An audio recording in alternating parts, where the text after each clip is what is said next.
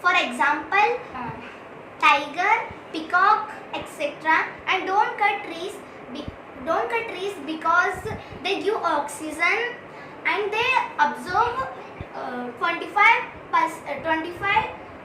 kg of carbon dioxide per year and reduces global warming. Use LED bulbs, save water because there is scarcity of drinking water. There are 5R principle: refuse, repurpose, recycle and reduce waste. Save no to pollution because the temperature is going up to 53 degrees Celsius nowadays.